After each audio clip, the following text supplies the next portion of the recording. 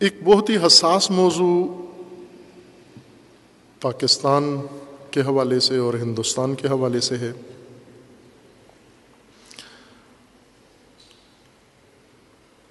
ہندوستان میں ایک نام نہاد شیعہ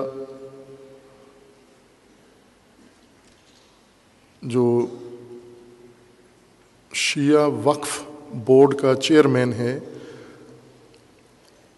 اور بہت ہی فاسد انسان اور فسادی انسان ہے، مفسد ہے، مفسد فی الارض کا حقیقی مصداق یہ شخص ہے جو پہلے سے فساد کر رہا ہے عرصے سے۔ اس وقت اس نے بہت شرمناک اور افسوسناک حرکت انجام دی ہے، اور وہ یہ ہے کہ اس نے زوجہ رسول صلی اللہ علیہ وآلہ وسلم کی شان میں گستاخی کرتے ہوئے، جو حقیقتاً رسول اللہ کی شان میں گستاخی ہے، زوجہ رسول کی شان میں گستاخی رسول اللہ کی شان میں گستاخی ہے، اور اس شخص نے انتہائی پستی اور کمینگی دکھائی ہے جو اس سے پہلے بہت کم نمونے اس کے نظر آتے ہیں، کہ اس نے فلم بنانے کا اعلان کیا ہے کہ ام المومنین حضرت عائشہ کے اوپر اس نے فلم بنائی ہے، اور اس فلم کے بہت ہی فوش مناظر، ناقابل برداشت اور ناقابل تحمل مناظر اس نے میڈیا پہ ڈالے ہیں، تعارفی اس کلپ کے اندر جو پوری دنیا میں پہلے لوگوں نے دیکھا ہے۔ اور اس کے بعد ایک شدید غم و غصہ اور نفرت ہندوستان کے اندر بھی اور پاکستان کے مختلف حلقوں میں اور باقی دنیا میں بھی اس کے اندر پیدا ہوئی ہے۔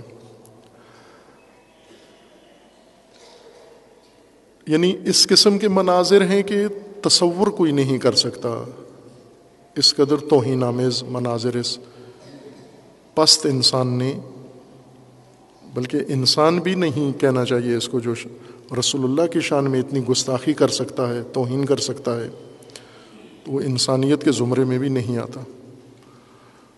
ہندوستان کے علماء نے باقاعدہ کھل کر اس کے خلاف بیان بھی دیا ہے، مخصوصاً مولانا کلب جواد صاحب نے، جو لکھنؤ میں ایک مرکزیت رکھتے ہیں تشیع کے حوالے سے، انہوں نے کھل کے اس شخص کے خلاف بیان دیا ہے، اعلان براعت کیا ہے اور اس کی مذمت کی ہے، اور اس کو وارننگ دی ہے کہ آپ اپنی اس حرکت سے باز آ جائیں، اور اسی طرح تمام دنیا میں یہ حرکت ہے۔ لیکن یہ ایک بہت بڑا فتنہ ہے اصل میں، جو ہندوستان، چونکہ یہ ہندوستان کے اندر جو شدت پسند ہندو تنظیمیں ہیں یہ ان کے ساتھ منسلک ہے، اور اس نے پہلے ایک فلم بنائی تھی رام جنم بھومی، ایودھیا مسجد پر، بابری مسجد کے بارے میں، اور اس میں جو ہندوؤں نے مسجد گرائی ہے، بابری مسجد، اس کے موضوع پر بنا کر اور مسلمانوں کو آپس میں اس نے لڑانے کے لیے، یعنی اصل موضوع ہندوؤں سے ہٹا کے مسلمانوں پہ لے آیا ہے، اور اس میں بھی یہ تفرقہ انگیز باتیں، شیعہ سنی تفرقے کی باتیں اس فلم کے اندر بھی اس نے شامل کی ہیں۔ تب اتنی حساسیت نہیں تھی، اور چونکہ اس کو کوئی جواب نہیں ملا تو اب یہ اتنا گستاخ ہوا ہے کہ رسول اللہ کی شان میں اس نے گستاخی کی ہے۔ اتنی شدید گستاخی کی ہے کہ میں کہوں گا کہ بے نظیر ہے، اس سے پہلے نہیں ہوئی ہے۔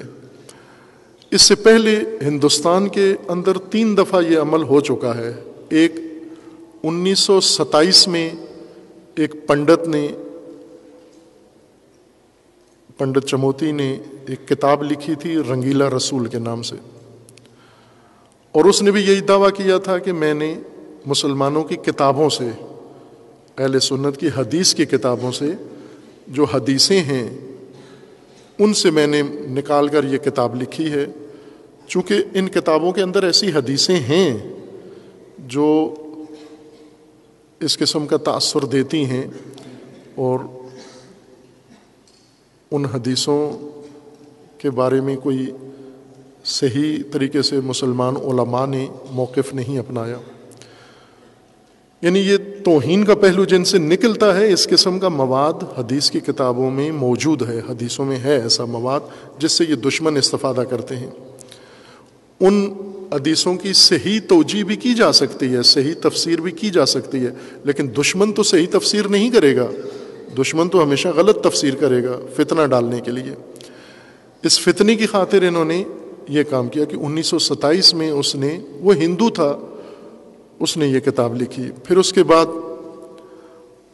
1989 میں سلمان رشدی نے کتاب لکھی. سلمان رشدی ایک مسلمان کشمیری خاندان سے، سنی خاندان سے تھا، اور اس نے ناول لکھا آیات شیطانی کے نام سے، سٹینک ورسز کے نام سے، جس کے بعد امام خمینی نے اس کے قتل کا فتویٰ دیا کہ یہ مرتد ہے، واجب القتل ہے، اور وہ فتویٰ جس نے پوری دنیا میں ایک بھونچال پیدا کیا. سلمان رشدی کو پھر امریکہ نے اور برطانیہ نے پناہ دے دی، اپنے اختیار میں رکھا، پولیس کمانڈو، اور اس کی مخفی زندگی شروع ہو گئی، اور انہوں نے اس کو پورا تحفظ دیا، چونکہ ان کی ایما پر ہوا تھا یہ توہین، جنہوں نے تحفظ دیا یعنی برطانیہ اور انہوں نے کیا. اور اب تیسرا کام پھر ایک بنگلہ دیشی خاتون نے کیا تھا، تسنیم نام کی خاتون تھی، اس نے، تسنیم نسرین یا ایسا نام تھا اس کا، اس نے ایک توہین آمیز کتاب لکھی تھی. پھر اس کے بعد ڈنمارک میں توہین آمیز خاکے بنے، پھر امریکہ میں فلم بنی، اور اب اس ملعون نے، وسیم رضوی نے ہندوستان کے اندر یہ فلم بنائی ہے اور توہین کی انتہا کر دی ہے. سلمان رشدی کی توہین اس سے کمتر ہے، باقی ڈنمارک والوں کی توہین اس سے کمتر ہے، اس نے زیادہ توہین کی ہے. اور جیسا عرصے سے یہ اشارہ رہبر معظم نے فرمایا تھا، اشارہ تو نہیں بلکہ صراحت کے ساتھ، تاکید کے ساتھ اور تکرار کے ساتھ اس موضوع کو ذکر کیا مسلمانوں کی آگاہی کے لیے، کہ برطانوی جاسوسی ادارہ MI6 نے باقاعدہ ایک مذہبی ورژن شیعوں کے اندر پیدا کیا ہے، جس کا کام تفرقہ ڈالنا ہے، شیعہ سنی میں اختلاف ڈالنا ہے، اور کر رہے ہیں. سوشل میڈیا پر بھرپور انہوں نے کمپین چلائی ہوئی ہے، اور باقی ذریعوں سے بھی کر رہے ہیں یہ کام. مثلا محرم کے ایام میں، زیارت کے موقع پر، اربعین کے موقع پر یہ اپنا کام کرتے ہیں جہاں جہاں بھی. مثلا اہل سنت کے مقدسات کی توہین کرنا اور مذاق اڑانا اور تضحیق کرنا، اس قسم کے حرکات یہ کر رہے ہیں. اور ظاہر پاکستان میں بھی ان کو اچھا خاصا ان سے تعاون حاصل ہوتا ہے. پاکستان زرخیز ہے، فتنوں کے لیے بہت زرخیز ہے زمین پاکستان کی. انہوں نے یہ کام کیا ہے، عالمی نیٹ ورک بنائے ہیں، جیسے شیرازی خاندان ہے ایران کے اندر، صادق شیرازی اس کا موجودہ سربراہ ہے، اور ان کے باقی بھائی اور خاندان اور پیروکار ہیں، ان کے ٹی وی چینل ہیں. اور اس طرح لندن سے چلنے والے چند ٹی وی چینل ہیں، یہ MI6 کی ایما پر چل رہے ہیں. ان کی پہچان یہ ہے کہ تفرقے کو ہوا دیتے ہیں، شیعہ سنی اختلافات کو زیادہ ہوا دیتے ہیں، اہل سنت کے مقدسات کی توہین کرتے ہیں، لعن طعن کرتے ہیں برملا سر عام. اور وہ علماء، شیعہ علماء، فقہا، ان کی مذمت کرتے ہیں، ان کے خلاف بولتے ہیں، ان پر بھی لعن طعن کرتے ہیں. اور جو بھی اتحاد مسلمین کی بات کرے اس کی مخالفت کرتے ہیں، اس کو برا بلا کہتے ہیں، اس کے خلاف پراپوگنڈا کرتے ہیں. شروع سے انہوں نے عرصے سے یہ عمل شروع کیا ہوا ہے. اور پھر ایسے ذاکرین، ایسے خطباء بلا کر مجلسوں کے اندر انہیں فیسیں دے کر باہری، اور ان سے اس قسم کے متنازع اور اختلافی بیانات دلواتے ہیں، جس سے دوسروں کی دل آزاری ہوتی ہے. اور علماء، فقہا، تشیع کے اوپر بھی لعن طعن کرتے ہیں. یہ ان کی علامت ہے موٹی. یہ MI6 کا گروہ ہے، جو بھی یہ کام کرے، ذاکر کرے، خطیب کرے، کوئی عالم کرے، کوئی معمم کرے، غیر معمم کرے، سب ان کی یہ علامت ہے. اس شخص نے جو کام کیا ہے، ایک تو ہندوستان کے اندر مودی حکومت باقاعدہ اسلام دشمنی میں سب سے آگے ہے. MI6 اور اسرائیلی ایجنسی اور اسی طرح امریکی ایجنسی، ان کا ایک بڑا ٹارگٹ مسلمانوں کے اندر تفرقہ ڈالنا، جھگڑا کرانا، نزاع کرانا اور ایسے گروپس کی تائید کرنا، حمایت کرنا شامل ہے. ان کو فنڈ دینا، ان کو باقاعدہ بجٹ دینا، یہ ان کے پالیسیوں کا حصہ ہے. یہ اس شخص نے بھی انہی کے اکسانے پر یہ کام کیا ہے. اب ظاہر ہے کہ سلمان رشدی ایک سنی خاندان سے تھا اور اس نے رسول اللہ کی توہین کی، اس مرتد نے، اور شیعہ فقی نے اس کے قتل کا فتویٰ دیا. سنیوں نے بھی احتجاج کیا، بھرپور کیا، پاکستان نے، پوری دنیا میں احتجاج ہوا. اور یہ احتجاج دراصل برطانیہ کے خلاف تھا، امریکہ کے خلاف تھا. سلمان رشدی تو موہرا تھا. اسی طرح ابھی وسیم رضوی ایک موہرا ہے، اس کے پیچھے مودی حکومت ہے اور اس کے پیچھے ان ہندو شدت پسند تنظیم ہے، اور یہی MI6 ہے. انہوں نے اس کو آگے کیا ہے. ظاہر ہے شیعہ اس سے برات کا اعلان کرتے ہیں اور اسے مرتد سمجھتے ہیں اس شخص کو اس توہین کے بعد. اور جو امام خمینی کا حکم و فتویٰ سلمان رشدی کے بارے میں تھا، وہی اس مرتد کے بارے میں بھی ہے.